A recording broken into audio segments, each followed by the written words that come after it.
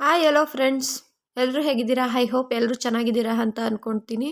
ಇವತ್ತಿನ ವಿಷಯ ಏನಪ್ಪ ಅಂತಂದರೆ ಕೇಂದ್ರ ಬಜೆಟ್ ಮಂಡನೆ.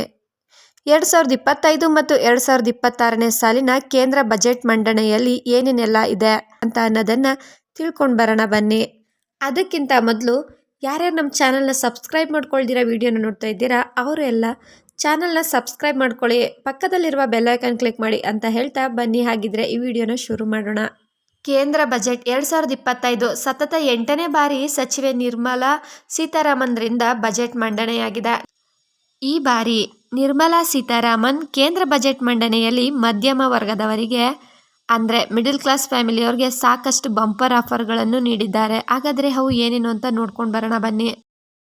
2025 ಕೇಂದ್ರ ಬಜೆಟ್ನಲ್ಲಿ LED TV ದರ ಇಳಿಕೆಯಾಗಿದೆ.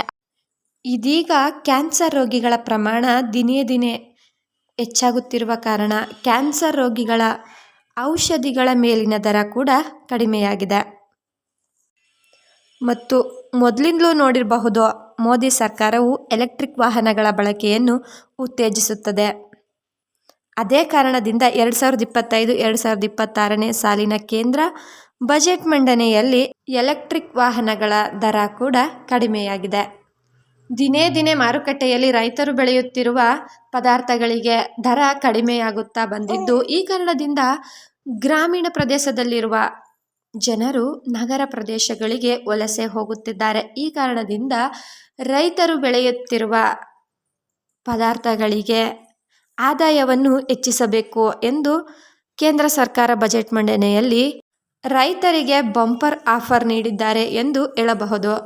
ಮತ್ತು 2025 ಮತ್ತು 2026ನೇ ಸಾಲಿನ ಬಜೆಟ್ ಮಂಡನೆಯಲ್ಲಿ ಮೊಬೈಲ್ ಫೋನ್ ದರ ಕೂಡ ಇಳಿಕೆಯಾಗಿದೆ ಎಂದು ನಿರ್ಮಲಾ ಸೀತಾರಾಮನ್ ರವರು ಹೇಳಿದ್ದಾರೆ. ಮತ್ತು ಸ್ವದೇಶಿ ಬಟ್ಟೆಗಳ ಮೇಲಿನ ದರವನ್ನು ಕಡಿತಗೊಳಿಸಲಾಗಿದೆ. ಚರ್ಮದ ವಸ್ತುಗಳು ಮತ್ತು ಹಡಗು ತಯಾರಿಸಲು ಬಳಸುವ ಸಾಮಗ್ರಿಗಳ ದರವನ್ನು ಕೂಡ ಇಳಿಕೆಯಾಗಿದೆ. ಹಾಗೆ ಇನ್ನಿತರ ವಸ್ತುಗಳ ಬೆಲೆ ಕೂಡ ಇಳಿಕೆಯಾಗಿದೆ ಎಂದು ಹೇಳಬಹುದು. ಹಾಗಿದ್ರೆ ಯಾವ್ಯಾವ್ದ್ರ ಬೆಲೆ ಜಾಸ್ತಿಯಾಗಿದೆ ಅಂತ ನೋಡ್ಕೊಂಡು ಬರೋಣ ಬನ್ನಿ. ಖನಿಜಗಳ ಮೇಲಿನ ದರ, ನೇಯ್ದಿರುವ ಬಟ್ಟೆಗಳ ದರ ಕೂಡ ಜಾಸ್ತಿಯಾಗಿದೆ. ಮತ್ತು ಜನಗಳು ಐಷಾರಾಮಿ ಜೀವನಕ್ಕಾಗಿ ಏನೇನು ವಸ್ತುಗಳನ್ನು ಬಳಸುತ್ತಾರೋ ಆ ವಸ್ತುಗಳ ಬೆಲೆ ಕೂಡ ಜಾಸ್ತಿಯಾಗಿದೆ. ಮತ್ತು ಮದ್ಯಪ್ರಿಯರಿಗೆ ಕೇಂದ್ರ ಸರ್ಕಾರವು ಬಿಗ್ ಶಾಕನ್ನು ನೀಡಿದೆ. ಅದು ಏನಪ್ಪ ಅಂತಂದರೆ ಆಲ್ಕೋಹಾಲ್ ರೇಟ್ ಕೂಡ ಜಾಸ್ತಿ ಆಗಿದೆ. ಹಾಗೆ ಸಿಗರೇಟು ಮತ್ತು ತಂಬಾಕುವಿನ ಬೆಲೆ ಕೂಡ ಜಾಸ್ತಿ ಆಗಿದೆ. ಅನಗತ್ಯ ಆಮದು ವಸ್ತುಗಳ ದರ ಕೂಡ ಜಾಸ್ತಿ ಆಗಿದೆ. ಟೆಲಿಕಾಂ ಉಪಕರಣ ದರ ಕೂಡ ಜಾಸ್ತಿ ಆಗಿದೆ. ಚಿನ್ನ ಬೆಳ್ಳಿ ಪ್ರಿಯರಿಗೆ ಮತ್ತಷ್ಟು ಶಾಕನ್ನು ನೀಡಿದೆ. ಚಿನ್ನ ಬೆಳ್ಳಿಯ ದರ ಕೂಡ ಜಾಸ್ತಿ ಆಗಿದೆ.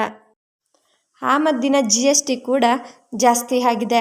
ವಿಮಾನ ಇಂಧನ ಕೂಡ ಜಾಸ್ತಿ ಆಗಿದೆ. ವಿಮಾನ ಟಿಕೆಟ್ ದರ ಕೂಡ ಜಾಸ್ತಿ ಆಗಿದೆ. ಇನ್ನಿತರ ವಸ್ತುವಿನ ದರ ಕೂಡ ಜಾಸ್ತಿ ಆಗಿದೆ.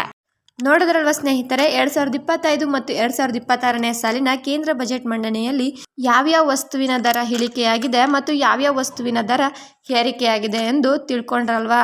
ತಿಳಿದಷ್ಟು ಮಾಹಿತಿನ ನಾನು ನಿಮಗೆ ನೀಡಿದ್ದೀನಿ. ಇದೇ ರೀತಿ ಹೊಸ ಯೋಜನೆಗಳು ಮತ್ತು ಅಪ್ಡೇಟ್ಗಳಿದ್ರೆ ನಾನು ನಿಮಗೆ ತಿಳಿಸ್ಕೊಡ್ತೀನಿ ಅಂತ ಹೇಳ್ತಾ ಈ ವಿಡಿಯೋನ ಇಲ್ಲಿಗೆ ಎಂಡ್ ಮಾಡ್ತಾ ಇದ್ದೀನಿ. ಈ ವಿಡಿಯೋ ನಿಮ್ಗೆ ಇಷ್ಟ ಆಗಿದ್ರೆ ವಿಡಿಯೋಗೊಂದು ಲೈಕ್ ಮಾಡಿ, ಶೇರ್ ಮಾಡಿ, ಸಬ್ಸ್ಕ್ರೈಬ್ ಮಾಡಿ ಅಂತ ಕೇಳ್ತಾ ಮುಂದಿನ ವಿಡಿಯೋದಲ್ಲಿ ಭೇಟಿಯಾಗೋಣ. ಕೇಳಿದ್ದಕ್ಕಾಗಿ ಧನ್ಯವಾದಗಳು.